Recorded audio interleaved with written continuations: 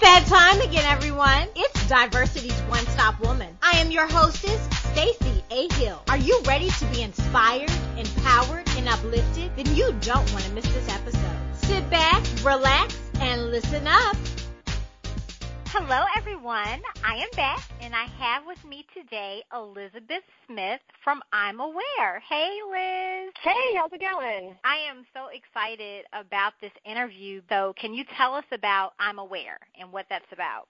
Yeah, absolutely. So we are a local nonprofit out of Augusta, Georgia, and we do kind of all things in the way of anti-human trafficking as far as spreading awareness, advocacy, helping fund the safe houses that are, close to us that house victims that come out of our area, and just overall education on the issue. Most people think sex trafficking is something that's happening in third world countries, but how far away is that from the truth?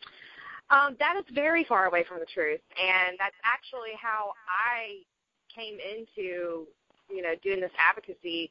I myself was not aware of the issue and thought that it was more of a foreign issue.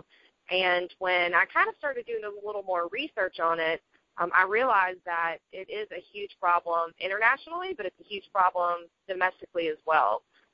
It's estimated that there's around 30 million slaves, if you will, in the world today, which is sad because a lot of us think that slavery was abolished, and that's not something that we're used to seeing anymore. But it's not right in front of our eyes. But unfortunately, it is happening in our own backyard, and it looks different than it did in the past.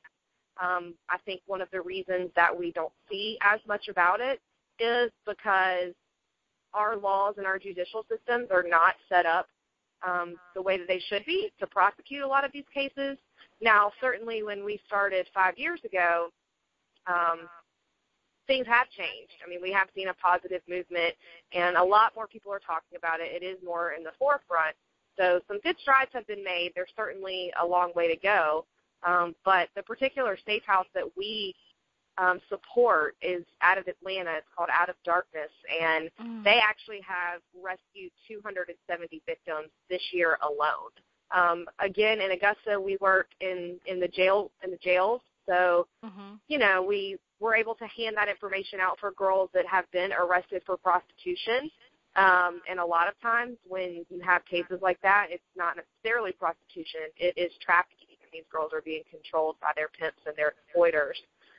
So that's one way. We do a big Masters Week project every year because there is an influx of trafficking during major sporting events. So we know that there's an influx of girls brought in, and we educate all of the area hotels and gas stations and tattoo parlors and businesses that would be more likely to come in contact with a victim and make sure that they understand what information to give out if they see something that looks like that, who to call, and what to do on their end. What can we look out for that could be something that is possibly or potentially luring you into sex trafficking, into that lifestyle? Unfortunately, with trafficking, it's not a particular mold that we can fit every situation into. A lot of these exploiters and these pimps are very well versed on what they're doing to gain control over these girls.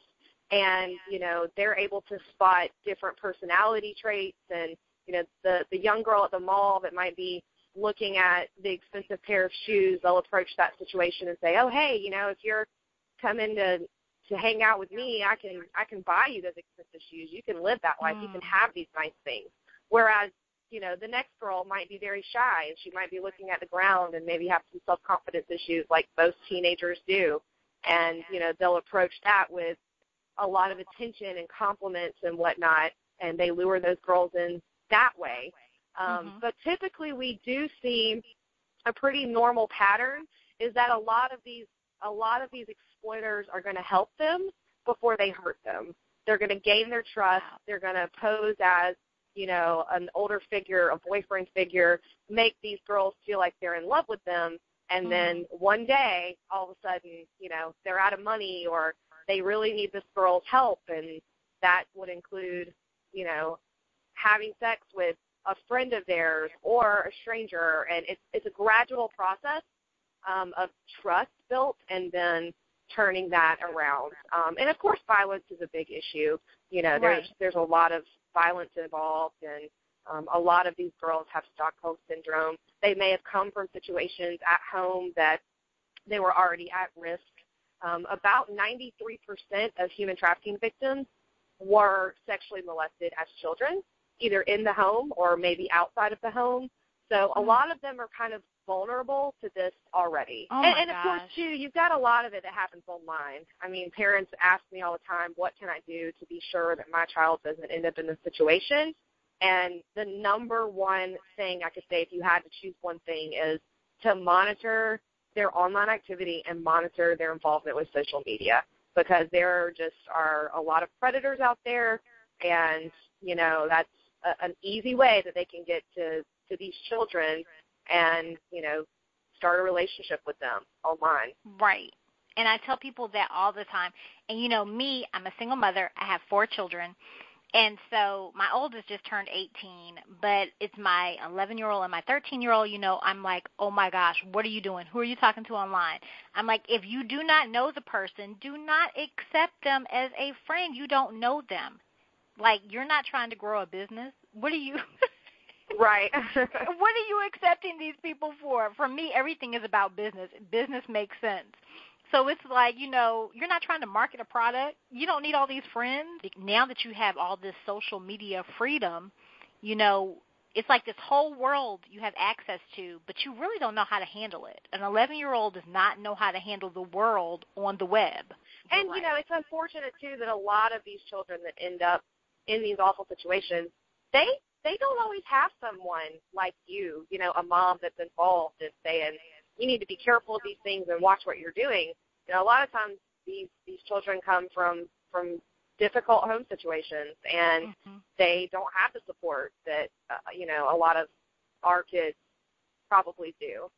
And then on the flip side of that, you know, there are people that come from, you know, suburban America and that you would not expect to end up in a trafficking situation that do.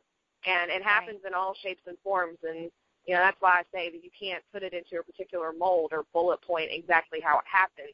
You know, the main thing that you can do is just be very involved with your children and start to talk about these issues at a very young age. I mean, the average age for a sex trafficking victim is 12 to 14 years.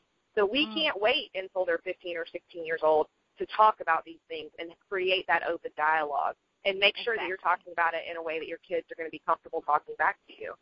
Exactly. Give us some information. If we know someone that may be involved, or even if we don't, just how to spread the word on helping others that could know somebody that's involved in situations like this. What's some good contact information we can give our listeners? So I would say the number one resource is the National Human Trafficking Hotline.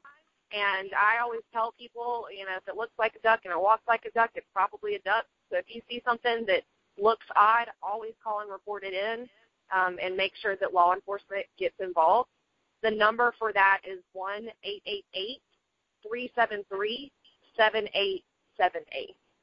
So I would encourage everyone, you know, plug that number in your cell phone, save it, keep it close, and that way if you come across a situation that doesn't look right or doesn't feel right, you have that there. We always advocate to get law enforcement involved because ultimately, you know, that's what's going to have to happen for a case to pan out appropriately. For the hotline that's specific to Out of Darkness is going to be 404-941-6024.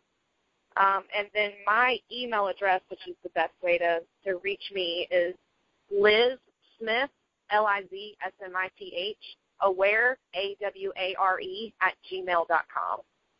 Okay, awesome. Liz, thank you so much. I'm so glad that, for me, everything is God-purposed, and I'm so glad that, you know, this was laid upon your heart and you actually went for it, because it's not an easy thing. You know, whether it's a nonprofit or a for-profit business, it's never an easy thing, but you have such a worthy cause, and I'm so grateful that you were like, you know what, I'm going to do this. Thank you so much for being on the show again, Liz. I really appreciate you taking the time out of your day. Yeah, absolutely. Thanks for having us. You know, it takes everyone's help, like you said, and everyone getting involved to spread the word and, you know, reach as many people as we possibly can. Thank you for tuning in to Diversity's One Stop Woman. I am your hostess, Stacey A. Hill. Check us out at DYEVERCITY.com. On social media, hit us up at Diversity. Give us a call at 706-922-8759.